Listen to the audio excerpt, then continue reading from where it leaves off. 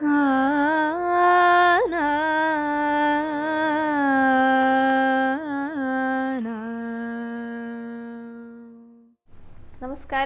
Guruvayur devotees ഓൺലൈനിലേക്ക് ഏവർക്കും സ്വാഗതം. സർവം കൃഷ്ണമയം. കൃഷ്ണായ വാസുദേവായ ദേവകീ നന്ദനായ ച നന്ദഗോപകുമാരായ ഗോവിന്ദായ നമോ നമഃ.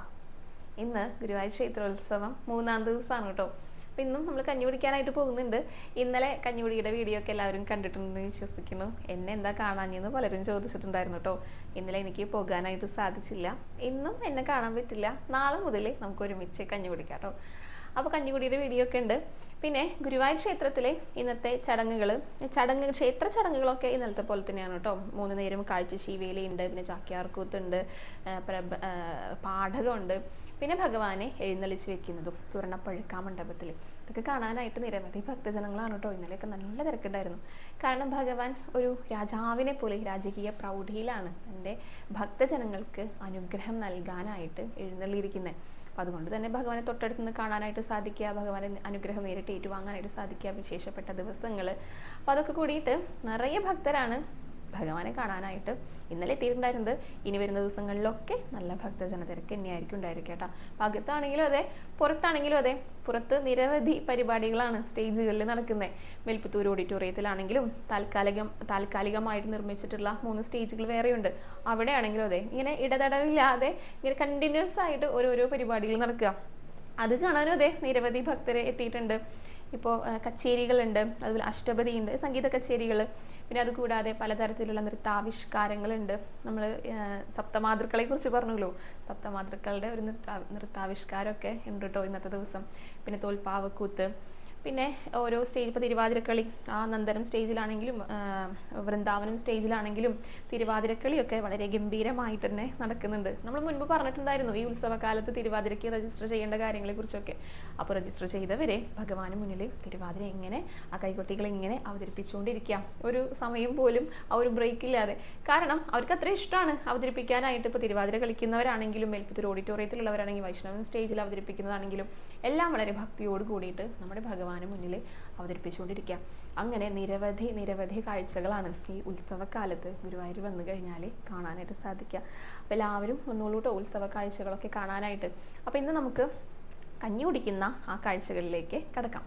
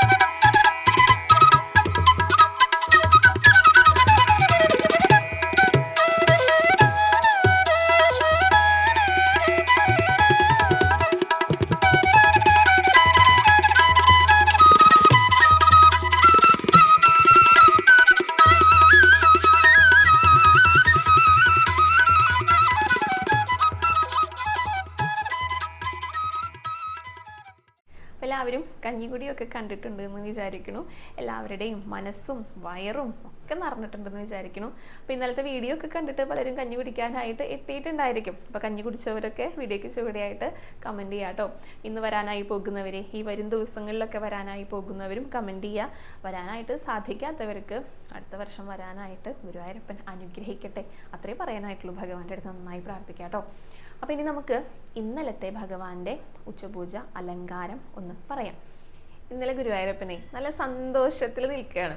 കാരണം ഉത്സവമൊക്കെ തുടങ്ങിയല്ലോ, അത് ആ മുഖത്തും കാണാനുണ്ട്, ആ കൈകളിലും കാണാനുണ്ട്. ഇന്നലെ ഓടക്കുഴൽ ഒരു കയ്യിൽ പിടിച്ചിട്ടുണ്ട് കേട്ടോ, ഒരു കയ്യിൽ ബലൂണുകളാണ് ഭഗവാൻ പിടിച്ചിരിക്കുന്നത്. സാധാരണ ഈ ഉത്സവത്തിന്റെ സമയത്തൊക്കെയാണ്, ഉത്സവ പറമ്പുകളിലൊക്കെ ബലൂണുകൾ ലഭിക്കും. അപ്പോൾ ഈ ചെറിയ കുട്ടികളായിട്ട് നമ്മൾ പോയി കഴിഞ്ഞാൽ നമ്മൾ ഏറ്റവും ആദ്യം വാങ്ങിക്കൊടുക്കുക, ഇപ്പം വേറെ കളിപ്പാട്ടങ്ങളൊക്കെ ഉണ്ടായിരിക്കും, എന്നാൽ ഏറ്റവും ആദ്യം ബലൂണാണ് വാങ്ങിക്കൊടുക്കുക. അത് ബലൂൺ വാങ്ങിക്കഴിഞ്ഞിട്ട് അത് വീട്ടിലേക്കൊക്കെ വരുമ്പോൾ, ഇപ്പോൾ നമ്മൾ ഉത്സവത്തിന് പോയി വരികയാണെങ്കിൽ കുട്ടികൾ ഉത്സവമൊക്കെ കണ്ടിട്ട് തിരികെ വരികയാണെങ്കിൽ ആ കാഴ്ചകളൊക്കെ കാണുമ്പോൾ അവരുടെ കയ്യിൽ ബലൂൺ ഇങ്ങനെ ഉണ്ടായിരിക്കും. അപ്പോൾ അതൊരു പ്രത്യേക രസമാണ്, കുട്ടികൾക്ക് നല്ല ഇഷ്ടമാണ് ഈ ബലൂൺ എന്ന് പറയുന്നത്. അപ്പോൾ ബലൂണൊക്കെ പിടിച്ചിട്ടാണ് ഭഗവാൻ ഇന്നലെ ശ്രീലകത്ത് നിൽപ്പുണ്ടായിരുന്നു കേട്ടോ. നല്ല സന്തോഷത്തോട് കൂടിയിട്ട്, അതായത് ഇങ്ങനെ ഓടി വരിക, തുള്ളിച്ചാടുക, അങ്ങനെയൊക്കെ ഒരു ഭാവം ഉണ്ടല്ലോ കുട്ടികൾക്ക്. അങ്ങനെയാ ബലൂണൊക്കെ കിട്ടിക്കഴിഞ്ഞാൽ. അപ്പോൾ അങ്ങനെയായിരുന്നു ഇന്നലത്തെ അലങ്കാരം ഉണ്ടായിരുന്നത്. ബലൂണുകൾ കയ്യിൽ പിടിച്ചു നിൽക്കുക മാത്രമല്ല കേട്ടോ, അത് ഭഗവാന് പ്രിയപ്പെട്ടവർക്കൊക്കെ ഭഗവാൻ നൽകുന്നും കൂടിയുണ്ട്. പ്രത്യേകിച്ച് കുട്ടികൾക്ക്, കുട്ടികളെയൊക്കെ നല്ല ഇഷ്ടമാണ്. ഈ വർഷം പ്രത്യേകിച്ചും എന്ന് പറയാൻ കാരണം എന്താണെന്ന് വെച്ചാൽ, കഴിഞ്ഞ വർഷങ്ങളിലൊന്നും ഈ ആറാട്ട് വരെ 5 വയസ്സിൽ താഴെയുള്ള കുട്ടികളെ ഈ നാലമ്പലത്തിനകത്തേക്കൊന്നും പ്രവേശിപ്പിക്കില്ലായിരുന്നു. പക്ഷെ ഇപ്രാവശ്യം അങ്ങനെയല്ല, കുഞ്ഞുങ്ങൾക്കും പ്രവേശനമുണ്ട്. അതും ഭഗവാന്റെ ഒരു കാരുണ്യം തന്നെയാണ്. അത് മാത്രമല്ല കേട്ടോ, ഈ ആനയോട്ടത്തിനെ നറുക്കെടുത്തതും 2 ചെറിയ കുട്ടികളാണ് ഈ മുന്നിലോടാനുള്ള ആനകളുടെ പേര് നറുക്കിട്ടെടുത്തത്. അപ്പോൾ ഭഗവാന്റെ കുട്ടികളോടുള്ള ആ ഒരു ഇഷ്ടം ഒന്ന് നോക്കൂ, ആ കുട്ടികളോടുള്ള ആ ഒരു കരുതല്, അത് തന്നെയാണ് ഇന്നലെ എല്ലാവർക്കും പ്രസാദം പോലെ, ആ വെണ്ണ പ്രസാദത്തിന് പകരമായിട്ട് ഭഗവാൻ ഇന്നലെ ബലൂണായിരുന്നു ഓരോരുത്തർക്കും നൽകുന്നുണ്ടായിരുന്നത്. ഓരോ ബലൂണുകളിലും ഊതി നിറച്ചിരിക്കുന്നത് ഭഗവാന്റെ സ്നേഹമാണ്. അതാ പറയുന്നത്, കുട്ടികൾക്ക് മാത്രമല്ല കേട്ടോ, എല്ലാവർക്കും, മുതിർന്നവർക്കും എല്ലാം ഭഗവാൻ ഇങ്ങനെ നൽകുന്നുണ്ടായിരുന്നു. അപ്പോൾ ആ സന്തോഷമാകുന്ന ഭഗവാന്റെ അനുഗ്രഹമാകുന്ന, ഭഗവാനോടുള്ള ഭക്തിയാകുന്ന ആ ഒരു സ്നേഹം, അതാണ് ആ ബലൂണിലൊക്കെ ഭഗവാൻ നിറച്ചിട്ട് എല്ലാ ഭക്തജനങ്ങൾക്കും നൽകുന്നുണ്ടായിരുന്നത്. അപ്പോൾ ഉത്സവമൊക്കെ ആയി, ഇനിയും എല്ലാവരും എന്നെ കാണാനായിട്ട് വന്നുകൊള്ളൂ എന്നും കൂടെ ഭഗവാൻ പറയുന്നുണ്ട് കേട്ടോ. അപ്പോൾ ആ ബലൂണൊക്കെ പിടിച്ചു നിൽക്കുന്ന, ഒപ്പം ഓടക്കുഴലുമായി നിൽക്കുന്ന ഉണ്ണിക്കണ്ണനായിട്ടായിരുന്നു ഇന്നലെ ഭഗവാന്റെ അലങ്കാരം ഉണ്ടായിരുന്നത്. അപ്പോൾ എല്ലാവരും ആ ഒരു രൂപമൊക്കെ നല്ല സന്തോഷത്തോടു കൂടി മനസ്സിൽ ഇങ്ങനെ ധ്യാനിച്ചിട്ട് ഭഗവാനെ നന്നായി തൊഴുതു പ്രാർത്ഥിച്ചോളൂ കേട്ടോ. ഭഗവാന്റെ തൃപ്പാദങ്ങളിൽ എല്ലാവരും ഒന്ന് നമസ്കരിച്ചോളൂ. ഗുരുവായൂരപ്പ ശരണം എന്നൊന്ന് കമന്റ് ബോക്സിൽ രേഖപ്പെടുത്തിക്കോളൂ. ഇനി നമുക്കൊരു കഥ പറയാം കേട്ടോ. ഇന്നും നാളെയൊക്കെ വളരെ വിശേഷപ്പെട്ട ദിവസങ്ങളാണ്. ഇന്ന് ചോറ്റാനിക്കര മകമാണ്, നാളെ ആറ്റുകാൽ പൊങ്കാലയാണ്. ആറ്റുകാൽ പൊങ്കാലയുമായി ബന്ധപ്പെട്ട ഒരു ഐതിഹ്യ കഥ പറയാം. ഈ കുംഭമാസത്തിലെ പൂരം നാളും പൗർണമിയും വരുന്ന ദിവസമാണ് കേട്ടോ പൊങ്കാലയൊക്കെ ആചരിക്കുന്നത്. സ്ത്രീകൾ, അതായത് ഏറ്റവും കൂടുതൽ സ്ത്രീകൾ പങ്കെടുക്കുന്ന ഒരു ആഘോഷം അല്ലെങ്കിൽ ഒരു ആചാരം എന്നുള്ള ഒരു ഗിന്നസ് ബുക്ക് റെക്കോർഡൊക്കെ ഈ ആറ്റുകാൽ പൊങ്കാലയ്ക്ക് ലഭിച്ചിട്ടുണ്ട്. ഈ കുംഭമാസത്തിലെ കാർത്തികം നക്ഷത്രം മുതലാണ് ആഘോഷങ്ങളൊക്കെ തുടങ്ങുക. 10 ദിവസം നീണ്ടു നിൽക്കുന്ന ആഘോഷങ്ങളാണ്. അതിൽ പൂരം നാളും ഈ പറയുന്ന പൗർണമിയും കൂടെ വരുന്ന ദിവസമാണ് ആറ്റുകാൽ പൊങ്കാല ആഘോഷിക്കുന്നത്. അപ്പോൾ ഇത് ഈ ആറ്റുകാൽ ക്ഷേത്രവുമായി ബന്ധപ്പെട്ട ഐതിഹ്യം എന്ന് പറയുന്നത്, ചിലപ്പതികാരം ഉണ്ടല്ലോ, അതിലെ കണ്ണകിയുടെ ആ ഒരു കഥയുമായി ബന്ധപ്പെടുത്തിയിട്ടാണ് ഒരു ഐതിഹ്യം പറയാറുള്ളത്. അതേക്കുറിച്ചൊക്കെ പലരും കേട്ടിട്ടുള്ള കഥ തന്നെയായിരിക്കും. എന്നാലും ഒരിക്കൽ കൂടെ നമുക്കൊന്ന് കേൾക്കാം, ആറ്റുകാൽ അമ്മയെ ഒന്ന് അനുസ്മരിക്കാം കേട്ടോ. അപ്പോൾ ഈ കാവേരി പട്ടണം, അവിടെ വളരെ ധനികനായിട്ടുള്ള ഒരു ആളുണ്ടായിരുന്നു. അദ്ദേഹത്തിൻ്റെ മകനായിട്ടാണ് ഈ കോവലൻ എന്ന് പറഞ്ഞിട്ടുള്ള ആൾ ജനിക്കുന്നത് കേട്ടോ. ഈ കണ്ണകിയെ പാർവതി ദേവിയുടെ അവതാരമാണെന്നും കൂടെ പറഞ്ഞു കേട്ടിട്ടുണ്ട്. അങ്ങനെ കോവലന്റെ ജനനം, വളരെ ധനികനായിട്ടുള്ള, അതായത് സാമ്പത്തികമായിട്ട് വളരെ ഉയർന്ന രീതിയിലാണ് അവർ ജീവിച്ചിരുന്നത്. പിന്നെ കണ്ണകിയാണെങ്കിലോ അതിസുന്ദരിയാണ്. അപ്പോൾ ഈ കോവലൻ കണ്ണകിയെ അവർ തമ്മിൽ ഇഷ്ടമായി, അവർ തമ്മിൽ വിവാഹം കഴിച്ചു. വിവാഹം കഴിച്ചപ്പോഴും രണ്ടുപേരും നല്ല സ്നേഹത്തിലാണ് കഴിയുന്നത് കേട്ടോ. കണ്ണകിക്കാണെങ്കിൽ അത്രയേറെ പ്രണയം കോവലന്റെ അടുത്ത് ഉണ്ടായിരുന്നു താനും.